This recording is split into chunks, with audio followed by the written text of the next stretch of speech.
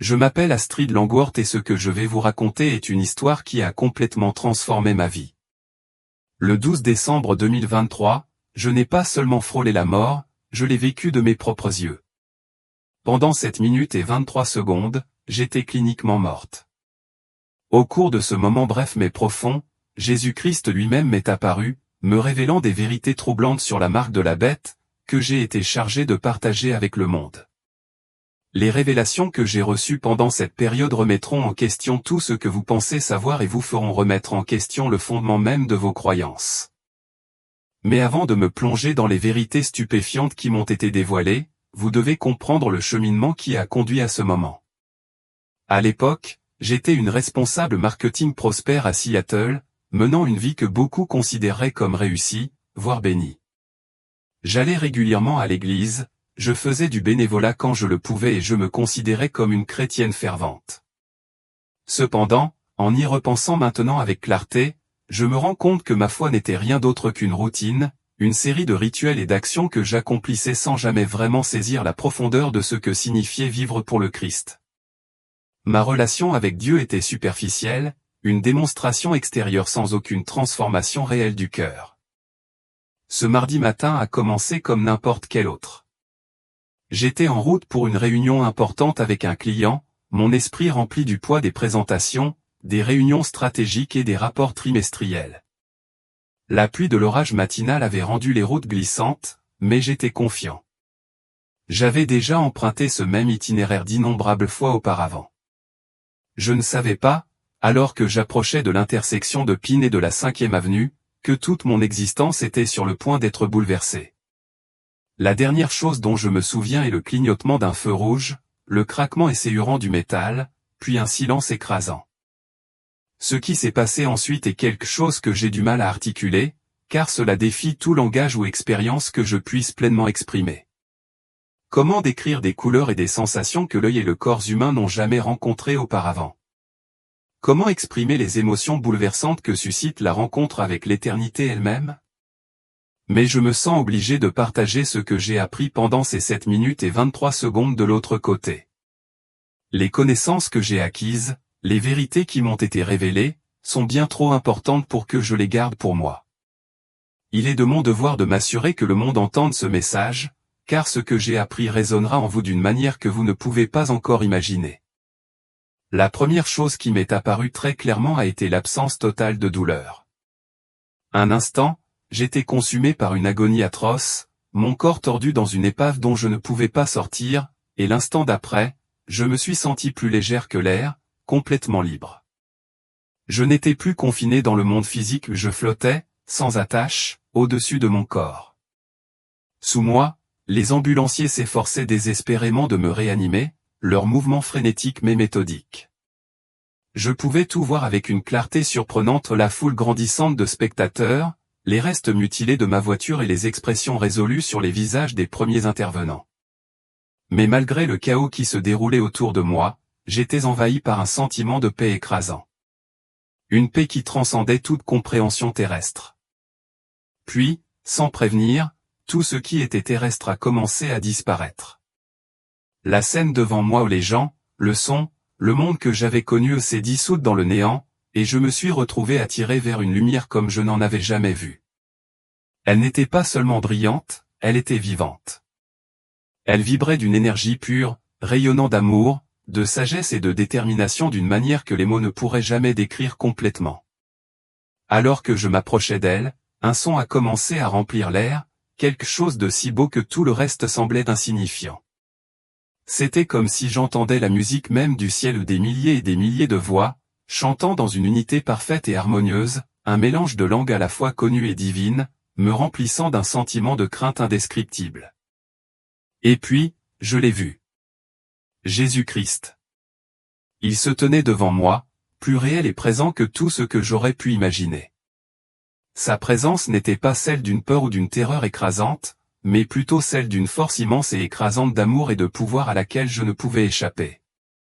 Son regard était infini, comme si ses yeux portaient le poids de l'éternité elle-même, et pourtant, quand il me regardait, j'avais l'impression d'être la seule personne existante connue, vue et profondément aimée d'une manière qui pénétrait le cœur même de mon être.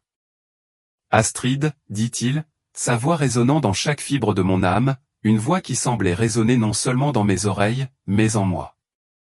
Il y a des choses que tu dois voir. Il y a des vérités que tu dois partager. Ces paroles n'étaient pas seulement un appel à l'attention, elles étaient un commandement qui portait le poids d'un dessein divin. À ce moment-là, j'ai su que tout ce que je pensais comprendre de la vie, de la foi et du monde était sur le point d'être bouleversé. Ce qui s'est passé ensuite m'a donné l'impression d'assister à une présentation divine, même si au lieu de voir les choses avec mes yeux, j'ai tout vécu directement dans mon esprit. C'était comme si mon âme avait un aperçu vivant et sans filtre de l'avenir. Ce que j'ai vu m'a à la fois terrifié et éclairé, laissant une marque indélébile dans mon cœur que je ne pourrai jamais oublier. Jésus m'a révélé un monde à l'aube de grandes avancées technologiques, des avancées qui, à première vue, semblaient être le summum du progrès humain. J'ai vu des gens adopter avec enthousiasme ce qui semblait être des innovations technologiques simples, de minuscules puces implantées dans leurs mains ou sur leur front.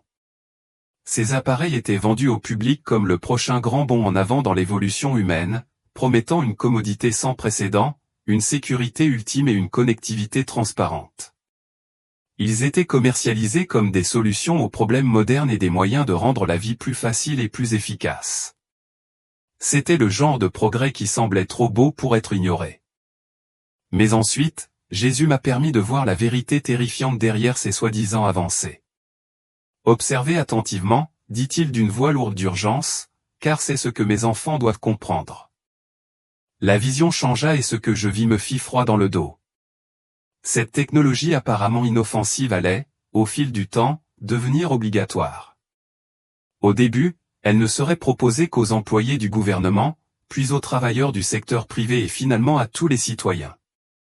Ce qui avait commencé comme une commodité facultative ou une nouvelle innovation passionnante allait lentement, insidieusement, devenir le seul moyen d'acheter de la nourriture, d'accéder aux soins de santé ou même de participer à la société.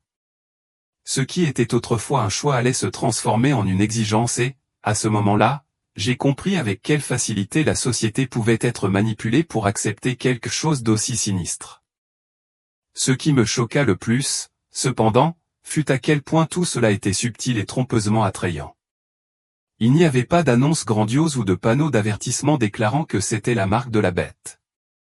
Au lieu de cela, elle était présentée comme un progrès, comme la prochaine étape logique de notre évolution technologique. Les gens n'étaient pas contraints ou forcés à l'utiliser, ils faisaient la queue avec impatience pour la recevoir. On la présentait comme une solution aux problèmes quotidiens, une réponse à des défis sociétaux qui semblaient insurmontables. Et dans leur quête de confort et de sécurité, beaucoup n'ont pas vu le chemin dangereux qu'ils empruntaient. Jésus m'a alors montré quelque chose qui m'a brisé le cœur. J'ai vu des chrétiens ou des personnes fidèles qui avaient étudié la prophétie toute leur vie ou être encore trompés. Ces personnes s'attendaient à quelque chose d'évident, de clairement mauvais, une marque qui serait indubitable.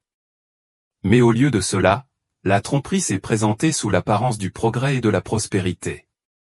C'était une séduction déguisée en cadeau à l'humanité. Dites-leur, a dit Jésus avec une profonde compassion, que la marque ne viendra pas comme ils l'attendent. Elle viendra en promettant la paix, la sécurité et la commodité. Elle promettra de résoudre des problèmes qui semblent insolubles. Elle viendra comme un ami, pas comme un ennemi. Ces paroles ont résonné dans mon esprit, et à ce moment-là, j'ai compris le véritable danger, cette marque n'apparaîtrait pas comme une menace monstrueuse, mais comme un sauveur bienvenu, qui apporterait un soulagement temporaire et un sentiment de progrès à ceux qui l'accepteraient. Elle viendrait sous une forme si familière, si réconfortante, que les gens ne la verraient jamais pour ce qu'elle était vraiment jusqu'à ce qu'il soit trop tard. Il m'a ensuite montré comment le système allait se développer, comment il commencerait comme un programme volontaire, commercialisé comme une solution innovante aux problèmes modernes, mais évoluerait lentement, presque imperceptiblement, vers quelque chose d'essentiel à la vie quotidienne. Ceux qui choisiraient de résister feraient face à des conséquences de plus en plus graves. Tout d'abord, ce serait un inconvénient, de petits obstacles qui rendraient la vie un peu plus difficile.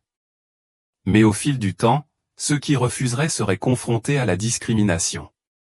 Ils seraient privés d'opportunités, traités comme des parias, et finalement, il ferait face à une persécution pure et simple. La pression de se conformer deviendrait insupportable pour beaucoup. Pourtant, au milieu de cette vision sombre, Jésus m'a aussi montré quelque chose de profondément beau, des communautés de croyants qui avaient choisi de lui rester fidèles, malgré la pression croissante de se conformer.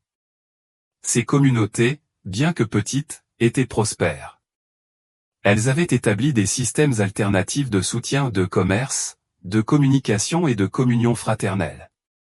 Elles vivaient simplement, mais elles vivaient librement, s'appuyant les unes sur les autres et sur leur foi inébranlable. Malgré les épreuves qui les entouraient, ils sont restés fermes, leur cœur inébranlable dans leur engagement envers Dieu. Leur vie était un témoignage de ce que signifiait vivre selon la volonté de Dieu, même lorsque le monde autour d'eux évoluait vers la conformité. Jésus m'a parlé avec fermeté, sa voix pleine d'amour et d'urgence, « Mes enfants doivent se préparer maintenant, non pas avec crainte, mais avec sagesse et amour. Ils doivent bâtir des communautés. Ils doivent renforcer leur foi et ils doivent apprendre à vivre différemment du monde. » Ces paroles ont résonné clairement et fortement dans mon esprit. Ce n'était pas un moment de peur mais de préparation. Nous devons nous préparer, nos familles et nos communautés, non seulement physiquement mais spirituellement. Nous devons approfondir notre relation avec le Christ, vivre notre foi avec audace et créer des réseaux de soutien qui peuvent résister aux épreuves à venir. Jésus m'a ensuite donné des détails précis sur la manière dont la marque serait mise en œuvre. Il ne s'agissait pas de simples avertissements vagues, il s'agissait de détails essentiels que j'ai été chargé de partager avec tout le monde. Tout d'abord, cela commencerait par une solution au vol d'identité et à la fraude financière. Il serait présenté comme la meilleure protection contre ces préoccupations croissantes, offrant une solution parfaite à un monde de plus en plus numérique. Ensuite, il serait promu comme un moyen de protéger les enfants et les personnes âgées, offrant une tranquillité d'esprit aux familles inquiètes pour la sécurité de leurs proches. Troisièmement, il promettrait de mettre fin au trafic d'êtres humains et à l'immigration illégale, se présentant comme une noble solution à certains des problèmes humanitaires les plus urgents du monde. Quatrièmement, il offrirait une commodité et une sécurité sans précédent, un système tout en un qui simplifierait tous les aspects de la vie quotidienne, des achats aux services bancaires en passant par l'accès aux soins médicaux. Et enfin, il serait approuvé par des chefs religieux respectés, qui soutiendraient qu'il ne pouvait en aucun cas s'agir de la marque de la bête, car il n'exigeait pas de renier complètement le Christ. Ces chefs feraient valoir qu'il s'agissait simplement d'un outil pour le bien, d'une étape nécessaire dans l'évolution de la société et qu'il ne représentait aucune menace pour les croyants. Mais ce que ces dirigeants ne verraient pas, ce qu'ils ne comprendraient pas, c'est la tromperie subtile qui se joue. La marque ne forcerait pas les gens à renier le Christ comme ils s'y attendaient. Elle ne constituerait pas une attaque ouverte contre la foi. Au contraire, elle se présenterait comme une solution, un moyen d'améliorer les vies, et ce faisant, elle éroderait progressivement la liberté de vivre selon la vérité de Dieu. Elle ferait de l'acceptation un choix logique, voire moral, jusqu'à ce qu'il soit trop tard. Jésus a fait comprendre une chose de manière très claire, le véritable pouvoir de la marque ne résiderait pas dans sa technologie. Non, son pouvoir résiderait dans ce que son acceptation représenterait, un choix final et irrévocable entre faire confiance aux systèmes humains ou faire confiance à Dieu. Il ne s'agissait pas simplement d'adopter une technologie, il s'agissait de savoir en qui ou en quoi les gens placeraient finalement leur foi. La marque deviendrait la ligne de démarcation entre ceux qui choisiraient de s'appuyer sur les promesses de l'humanité et ceux qui choisiraient de placer leur confiance entièrement en Dieu. Alors que les visions continuaient à se dérouler, Jésus commença à m'expliquer davantage le calendrier de ces événements. Bien qu'il ne m'ait pas fourni de date précise me rappelant gentiment que personne ne connaît le jour ou l'heure, il m'a montré des signes clairs à surveiller. Ces signes serviraient d'indicateurs, non pas du moment exact, mais de la proximité de ces événements. Le premier était une crise économique mondiale, si profonde et si répandue que la monnaie numérique apparaîtrait comme la seule solution viable. Le deuxième était une augmentation des catastrophes naturelles ou inondations, tremblements de terre, tempêtes qui rendraient le besoin de traquer et d'identifier les citoyens urgents et nécessaires. Le troisième signe était une poussée croissante en faveur de l'unité mondiale, si puissante que la résistance aux systèmes mondiaux serait considérée comme égoïste et dangereuse. Et enfin, il y aurait une percée technologique qui ferait de la marque l'étape suivante évidente, voire nécessaire, du progrès humain. Les gens l'accepteraient comme une voie à suivre, sans se rendre compte du coût spirituel. Mais si ces signes étaient importants, ce sur quoi Jésus mettait le plus l'accent pendant cette période n'était pas la marque elle-même. Il a mis l'accent sur les préparatifs que les croyants devaient faire maintenant, pendant qu'il en était encore temps. Il m'a montré comment les chrétiens devaient prendre des mesures spécifiques et délibérées pour être prêts. Premièrement, ils doivent renforcer leur relation personnelle avec Dieu par la prière constante, l'étude approfondie de la Bible et une vie qui reflète sa vérité. Deuxièmement, ils doivent bâtir des communautés fortes et solidaires avec d'autres croyants ou des personnes qui peuvent s'entraider pour tenir bon face à la pression et aux difficultés. Troisièmement, ils doivent acquérir des compétences pratiques et autonomes qui les aideraient à vivre indépendamment du système mondial qui empiétait sans cesse sur leur vie. Quatrièmement, ils devraient développer des moyens alternatifs d'échanger des biens et des services des systèmes qui ne dépendent pas de l'économie numérique. Plus important encore, ils doivent cultiver une foi inébranlable, confiant que Dieu pourvoira à leurs besoins quelles que soient les circonstances. La foi, et non la peur, serait leur plus grande force. Puis, Jésus m'a montré quelque chose qui m'a complètement brisé, les conséquences éternelles de l'acceptation de la marque. Il ne s'agissait pas simplement d'une question de commodité terrestre ou de survie, il s'agissait du sort des âmes éternelles. Jésus a révélé que la marque changerait fondamentalement ceux qui l'accepteraient. Elle briserait leur lien avec Dieu d'une manière irréversible, les conduisant sur le chemin de la destruction spirituelle. Ce n'était pas une question de choix temporaire, c'était une question de vie éternelle ou de séparation éternelle d'avec Dieu. La gravité de cette vérité m'a écrasé et j'ai pleuré, comprenant tout le poids de ce qui était en jeu. Les conséquences de l'acceptation de la marque dépassaient de loin tout ce que j'avais pu imaginer, ou c'était un choix qui affecterait non seulement cette vie, mais toute l'éternité. Jésus a parlé avec une profonde compassion, sa voix tendre mais ferme, dis-leur qu'aucune commodité ne vaut leur âme. Dis-leur que je pourvoirai aux besoins de ceux qui restent fidèles. Dis-leur de ne pas avoir peur, car je suis avec eux tous les jours, jusqu'à la fin des temps. Ces paroles étaient un réconfort, une promesse que ceux qui resteraient fermes dans leur foi ne seraient pas abandonnés. Il m'a rassuré en me disant que les épreuves seraient grandes, mais que sa présence ne quitterait jamais ses disciples, quel qu'en soit le prix. Il serait leur subsistance, tout comme il l'avait été pour son peuple tout au long de l'histoire. Jésus m'a montré que certains croyants choisiraient le martyre plutôt que d'accepter la marque. Leur sacrifice inébranlable servirait de phare de courage, inspirant d'autres à rester fermes dans leur foi malgré la pression écrasante de se conformer. Leur courage témoignerait au monde de la force et de la conviction que l'on obtient en faisant confiance à Dieu, même face à la mort. Mais il a aussi révélé quelque chose d'incroyablement encourageant, pour beaucoup de ceux qui refusaient la marque, il pourvoirait surnaturellement à leurs besoins, tout comme il l'avait fait pour les Israélites dans le désert avec la manne. Ceux qui resteraient fidèles feraient l'expérience de sa provision miraculeuse d'une manière qui défierait l'entendement humain. La vision s'est alors déplacée vers quelque chose qui m'a profondément frappé, comment la marque affecterait les gens spirituellement. Ceux qui l'accepteraient ne reconnaîtraient pas immédiatement les conséquences de leur décision. Au début, il semblerait que la vie continue normalement. Mais peu à peu, leur capacité à percevoir la vérité spirituelle s'estomperait. Leur cœur commencerait lentement à s'endurcir, pas soudainement, mais progressivement jusqu'à ce qu'ils ne puissent plus ressentir la présence convaincante du Saint-Esprit. Le choix d'accepter la marque entraînerait une transformation subtile mais irréversible, qui rendrait de plus en plus difficile pour la personne de répondre à Dieu. Il ne s'agissait pas simplement d'une technologie externe ou d'une marque physique, mais d'un changement interne qui modifiait fondamentalement la capacité d'une personne à communier avec Dieu. Jésus a expliqué pourquoi cette décision était irréversible. Accepter la marque n'était pas simplement un acte superficiel, c'était une décision qui fermerait la porte à la rédemption spirituelle. Le lien que ces personnes avaient autrefois avec Dieu serait rompu d'une manière qui ne pourrait jamais être annulée. Il ne s'agissait pas seulement d'accepter un élément technologique, mais d'une transformation spirituelle profonde qui modifiait fondamentalement la capacité de la personne à répondre à l'appel de Dieu. Mais alors, Jésus m'a montré quelque chose de beau au milieu de la gravité de la situation. Cette période de test, bien que remplie de grandes épreuves, serait également une période de renouveau sans précédent.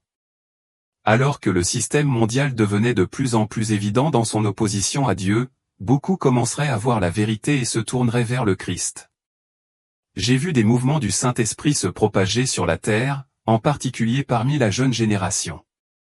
Ces jeunes, qui avaient grandi à l'ère du numérique, rejetteraient la marque de la bête en faveur d'une relation authentique avec Jésus-Christ. Ils ne se laisseraient pas influencer par les promesses de commodité ou de sécurité offertes par le monde, au contraire, ils reconnaîtraient le véritable prix du discipulat et choisiraient Christ avant tout. Au milieu des ténèbres, une lumière brillerait, un renouveau aurait lieu et beaucoup en viendraient à connaître Jésus d'une manière personnelle et transformatrice. Ces jeunes croyants seraient enflammés pour Dieu, sans honte de leur foi et habilités par le Saint-Esprit à diffuser le message du salut. Ce serait un puissant rappel que même dans les moments les plus difficiles, la grâce de Dieu est plus grande et que son amour est plus que suffisant pour attirer les cœurs à lui. La vision continuait à se dérouler devant moi, révélant des scènes de profonde difficulté et de chagrin. Les membres de la famille, une fois unis dans l'amour, commenceraient à se faire pression les uns sur les autres pour qu'ils acceptent la marque. Les liens du sang et de l'histoire commune ne suffiraient pas à résister à la tentation croissante de se conformer. Les employeurs l'exigeraient comme condition d'embauche. Ceux qui refuseraient d'accepter la marque se retrouveraient de plus en plus isolés, ostracisés par la société, considérés comme des parias et marginalisés. Pourtant, au milieu de ces scènes troublantes, Jésus parlait avec une confiance et une promesse inébranlables, il pourvoirait aux besoins de ses fidèles, tout comme il avait miraculeusement pourvu aux besoins d'Élie lorsqu'il s'était caché près du torrent de Kérit, le soutenant avec de l'eau du torrent et de la nourriture apportée par des corbeaux. La voix de Jésus était pleine d'urgence lorsqu'il s'adressait à mon esprit, dis-leur de préparer leur cœur maintenant. Le moment de construire des fondations solides, c'est avant la tempête, pas pendant. Il a souligné la nécessité pour les croyants d'agir maintenant, pendant qu'il en était encore temps. Il ne s'agissait pas d'attendre que la crise s'abatte sur eux, il s'agissait de poser les bases de la foi et de la survie dans les jours à venir. Il m'a ensuite montré des moyens pratiques et tangibles par lesquels les croyants pourraient commencer à se préparer aux épreuves à venir. Premièrement, il a encouragé le développement de compétences en matière de culture et de conservation des aliments. Apprendre à devenir autosuffisant de cette manière serait crucial, car les systèmes alimentaires deviendraient plus contrôlés et dépendants du système mondial. Deuxièmement, il a encouragé l'apprentissage des soins médicaux de base et des remèdes naturels. En temps de crise, les soins de santé seraient rares et la capacité de prendre soin les uns des autres serait inestimable. Troisièmement, il m'a montré l'importance de construire des réseaux de croyants dignes de confiance, des personnes sur lesquelles on pourrait compter dans les moments difficiles, des personnes qui resteraient fermes dans leur foi malgré la pression du compromis. Quatrièmement, il a souligné la nécessité d'établir des systèmes de communication communautaires alternatifs et des moyens de se connecter et de se soutenir mutuellement lorsque les systèmes traditionnels échouent. Cinquièmement, il a mis l'accent sur la création de systèmes de soutien locaux pour le partage des ressources, qu'il s'agisse de nourriture, d'abri ou d'autres besoins essentiels, afin que les croyants puissent prendre soin les uns des autres de manière pratique. Mais au-dessus de toutes ces préparations physiques, Jésus a souligné l'importance de la préparation spirituelle. Il a dit que l'étape la plus cruciale était l'étude approfondie et intentionnelle et la mémorisation des Écritures. Connaître la parole de Dieu serait le fondement de la foi en temps d'incertitude. Développer une foi inébranlable à travers les tests et les épreuves était essentiel. Il a parlé de la nécessité d'apprendre à entendre et à obéir clairement à la voix de Dieu, en particulier dans les moments où la confusion et la pression pourraient obscurcir le discernement. Construire une vie de prière solide et entretenir des relations intimes avec lui serait essentiel. Cette préparation serait ce qui soutiendrait les croyants, leur permettant de supporter et de tenir bon lorsque le monde autour d'eux s'effondrerait. Alors que mon temps avec Jésus touchait à sa fin, sa voix, remplie d'amour et de tendresse, a délivré un dernier message crucial. Il a parlé directement à mon esprit, ses paroles résonnant dans mon cœur, dis-leur qu'il ne s'agit pas de peur, mais de foi. Dis-leur que je reviens bientôt et que ceux qui persévéreront jusqu'à la fin seront sauvés. Dis-leur qu'aucune puissance sur terre ne peut les séparer de mon amour s'ils choisissent de rester fidèles. Ces paroles étaient porteuses d'un profond sentiment d'espoir, un rappel que peu importe les épreuves, son amour est inébranlable et éternel. Pour ceux qui restent fidèles, rien, absolument rien ne peut les séparer de son amour. Le message était clair, c'était une période d'épreuve, mais aussi une période d'espoir ultime, car Jésus reviendrait pour réclamer ceux qui ont enduré, ceux qui lui ont fait confiance jusqu'au bout. La vision finale que Jésus m'a donnée était une vision que les mots ne peuvent pas pleinement décrire. J'ai vu son retour, un moment d'une gloire si époustouflante qu'aucun langage ne pourrait lui rendre justice. Dans cette vision, j'ai vu les visages de ceux qui étaient restés fidèles, leurs expressions rayonnant de joie pure. Cette joie était si profonde que chaque sacrifice qu'ils avaient fait sur terre, chaque épreuve, chaque moment de souffrance semblait insignifiant en comparaison de la gloire qui les enveloppait maintenant. C'était une joie qui transcendait la compréhension terrestre, une joie que l'on ne pouvait trouver qu'en présence du roi. Leurs visages brillaient de l'accomplissement des promesses tenues et de l'accomplissement d'un espoir éternel réalisé. Mais aussi vite qu'elle était venue, la vision a commencé à s'estomper. Je me suis senti attiré loin de ce moment magnifique. La musique céleste, si riche en harmonie, a commencé à faiblir, et avant même de m'en rendre compte, j'étais de retour dans la chambre d'hôpital. J'étais à bout de souffle, l'odeur stérile de la pièce envahissant mes sens.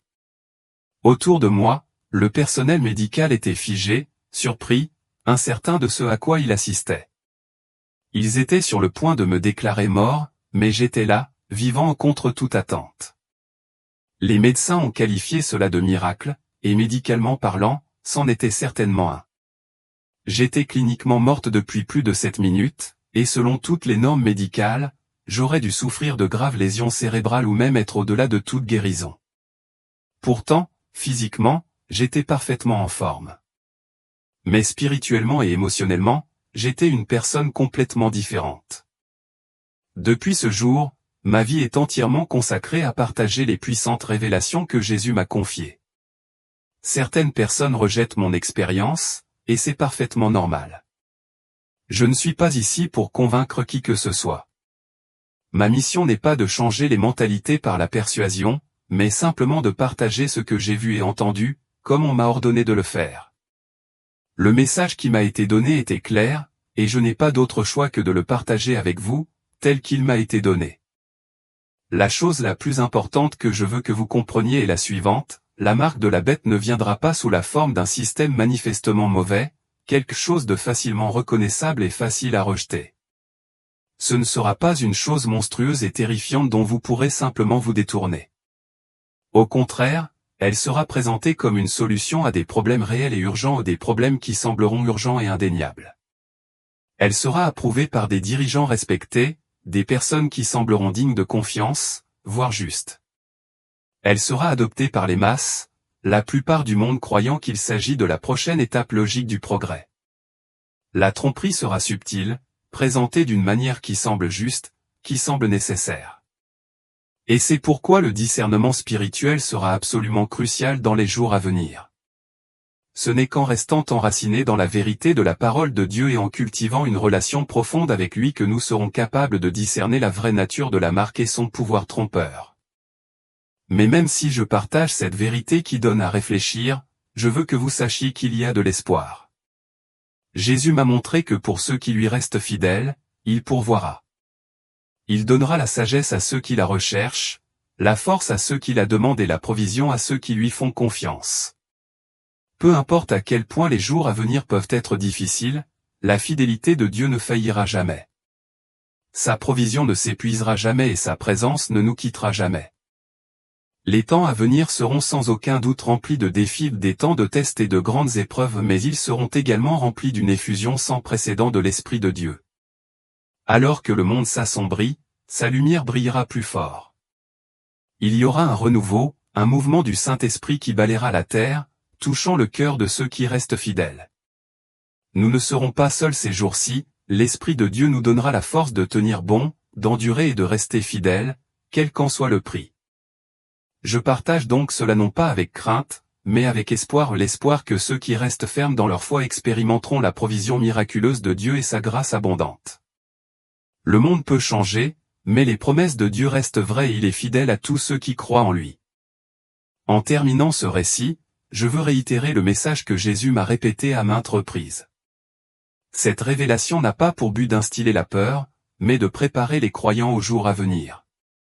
C'est un appel à l'action, à approfondir notre foi, à renforcer nos communautés et, surtout, à cultiver une relation si intime avec Jésus que nous puissions entendre sa voix avec clarté lorsque les décisions les plus critiques doivent être prises.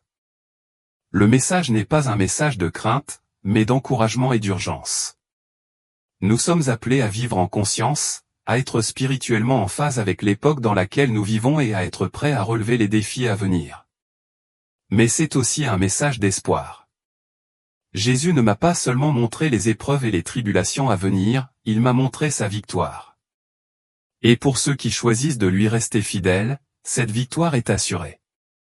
La promesse de la vie éternelle, libérée de la souffrance et du péché, est l'espoir qui nous soutiendra à travers les épreuves de ce monde.